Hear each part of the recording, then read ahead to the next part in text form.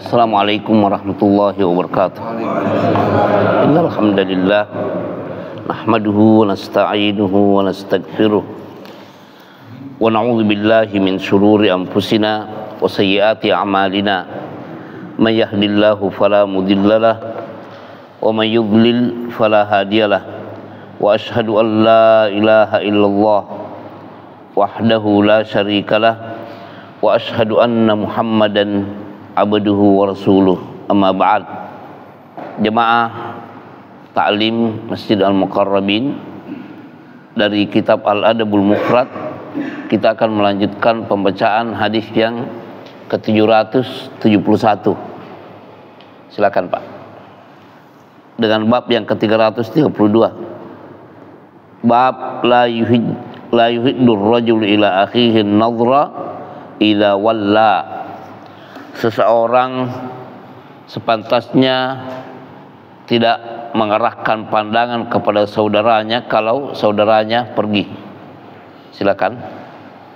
Bishr bin Muhammad menceritakan kepada kami, dia berkata, Abdullah mengabarkan kepada kami, dia berkata, Ahmad bin Zaid menceritakan kepada kami dari Mujahid, dia berkata, tidak disukai seseorang menatap tajam terhadap saudaranya atau pandangan matanya mengikuti jika ia pergi, atau ia bertanya, dari mana engkau dan kemana engkau?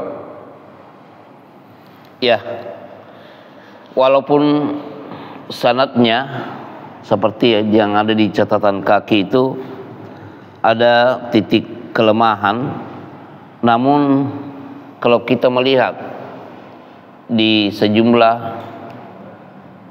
referensi yang menyebutkan akhlakus salaf,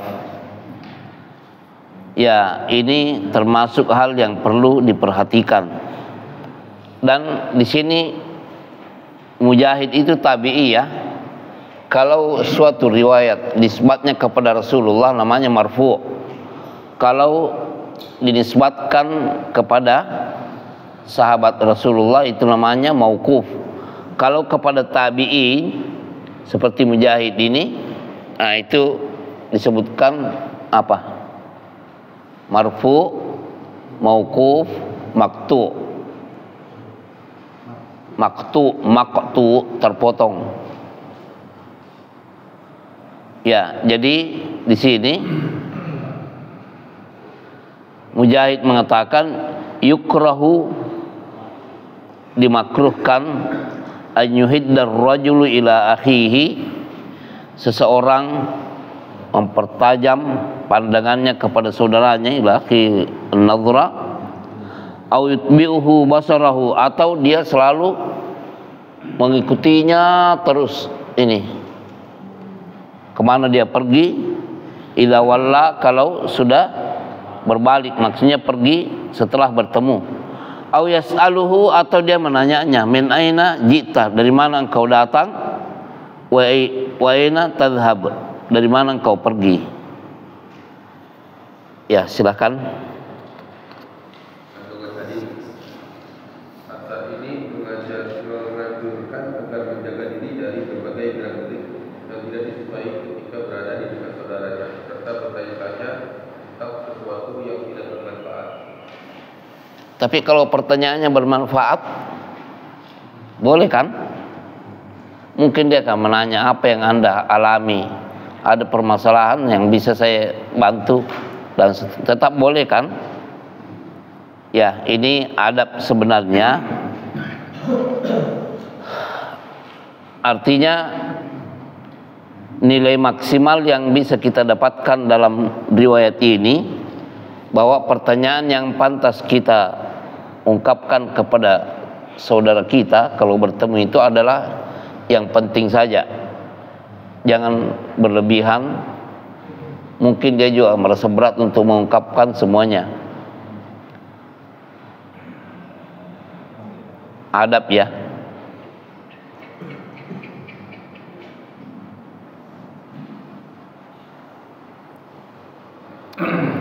Riwayat berikutnya, qaulur rajuli lirrajul wailak, perkataan seseorang kepada orang lain, celaka engkau.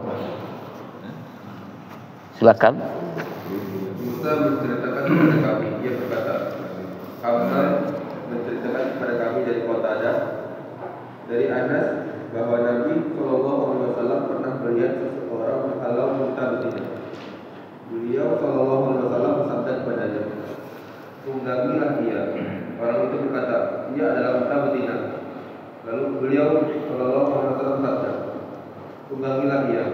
Orang itu berkata, ia adalah unta betina. Beliau SAW kembali bersabda, tunggangilah dia. Orang itu berkata, ia adalah unta betina. Lalu beliau SAW bersabda, tunggangilah dia, celaka engkau. Ya, ada apa ini ya?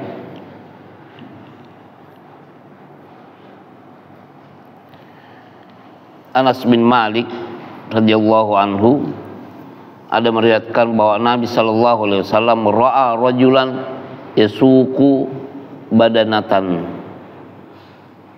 Beliau sallallahu alaihi wasallam melihat ada seorang laki-laki yang apa ini? Menarik, menghalau, kalau tidak ditunggangi kan berarti digiring ya, dihalau supaya tidak lepas. Faqala rkabha, Nabi sallallahu alaihi wasallam memerintahkan kepada laki-laki tersebut, tunggangi. Faqala innaha badanah, ini adalah unta. Unta apa? Unta betina ya. Qala irkabha, 3 kali ya. Ketiga kalinya Nabi sallallahu alaihi wasallam, bahkan keempat kalinya beliau terakhir bersabda, wailak, irkabha wailak, tunggangi, celaka engkau. Di mana letak kecelakaan di sini? Sifat celaka atau ketidakbaikan di sini? Kalau Nabi Shallallahu Alaihi Wasallam memerintahkan sesuatu kepada seseorang, ya mungkin ini bukan ibadah ya, tapi kemaslahatan. Wailak. Silakan kandungannya. Kandungan hadis. Hadis ini merupakan dalil dibolehkannya menunggangi hewan sembelihan, baik sembelihan tersebut yang wajib atau sunnah. Hewan sembelihannya, kalau bukan sembelihan memang tidak boleh. Himar dimakan atau tidak? Himar, keledai dimakan atau tidak? Ya, tidak boleh kan? Tapi boleh ditunggangi atau tidak? Boleh. Nabi Shallallahu Alaihi Wasallam sendiri punya himar, bahkan ada namanya. Jadi pada dasarnya boleh. Ada yang boleh dimakan namanya himar wahsy, kuda keledai, bukan keledai, kuda zebra. Itu halal karena itu kuda.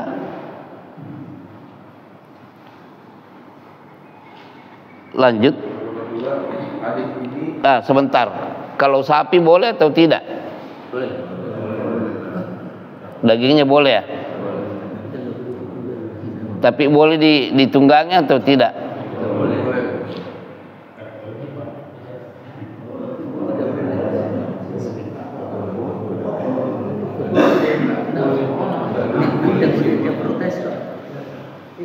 Sapi. Kalau pengembala di kampung iya, dia naik tuh.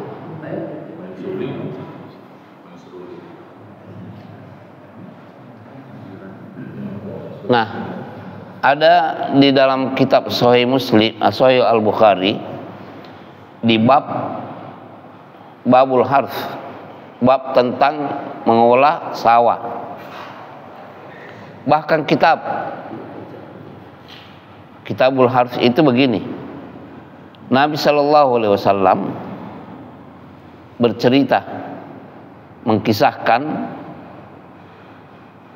lafaz hadisnya begini dalam Sahih Al-Bukhari ya, kana man kana qablakum rajulun yarkabu ala dhahri baqar.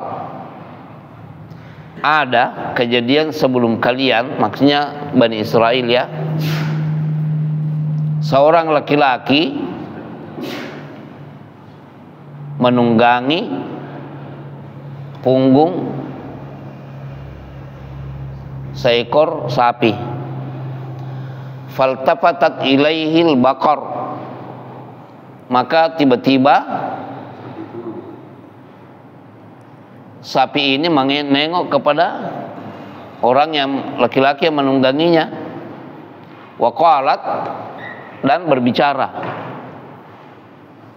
inna khuliqna laisa min ajli hadza, atau inna khuliqna laisa li ajli hadza, kami sapi diciptakan bukan untuk ini, bukan untuk ditunggangi, maksudnya kan. Faqala nasu, maka orang-orang yang menyaksikan peristiwa ini pada berbicara, subhanallah, al-baqaru tatakallam, maha suci Allah, subhanallah, ada sapi yang bisa berbicara. Apa yang dipahami dari kisah ini? Bahwa sapi diciptakan untuk membajak, bukan untuk bukan untuk ditunggangi atau untuk dibebani. Kalau untuk menarik seperti gerobak menarik kan, bukan? Iya.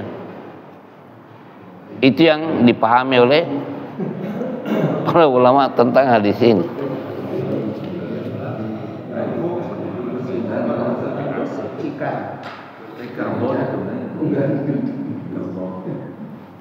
Kerbau sapi.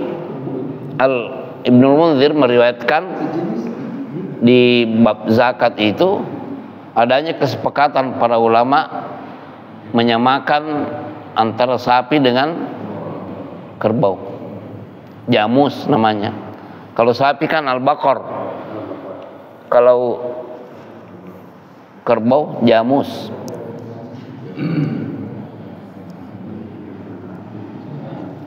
Ya, silakan. Hadis ini menunjukkan anjuran agar mengulangi fatwa, bersegera menunaikan perintah, serta ancaman dan celaan terhadap orang yang tidak segera menunaikannya.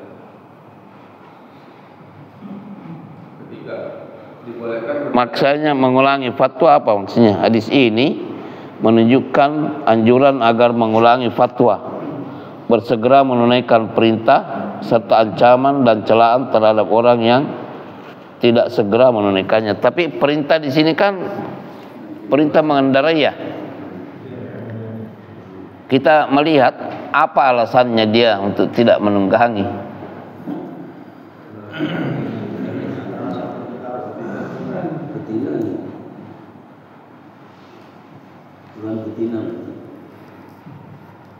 Karena dia betina ya. Tapi ada juga di dalam Sahih Bukhari begini, peristiwa juga nih. Ibnu Abbas radhiyallahu anhuma,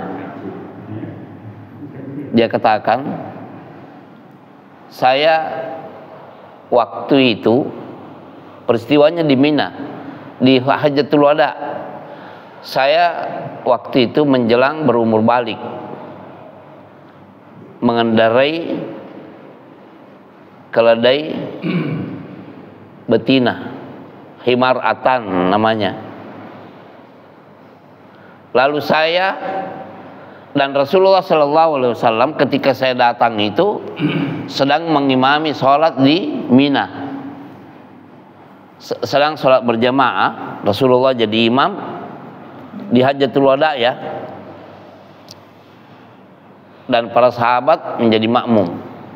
Ibnu Abbas yang waktu itu belum balik, berarti masih anak-anak kan, dia kendarai itu himar dan mondar-mandir di depan saf. Lalu setelah mondar-mandir begitu, dia lepaskan himar itu untuk makan rumput, lalu dia ikut sholat berjamaah. Dia katakan setelah selesai itu tidak ada seorang pun yang mencela perbuatan saya. Apa maksudnya tidak mencela perbuatan saya ini? Ya, maksudnya saya mengendarai apa tadi, keledai betina itu dan lewat di depan saf ini, ya itu tidak apa-apa, tidak membatalkan sholat mereka, karena apa, sutra imam adalah sutra bagi makmum. Sutra imam adalah sutra makmum. Lucu kan? Kalau pada zaman kita ini ada mencoba-coba gitu, mungkin diapakan kira-kira? Nah itu kejadiannya di Hajjatul Wada, ketika Rasulullah dan para sahabat beserta istri-istri beliau menunaikan ibadah haji, namanya Hajjatul Wada.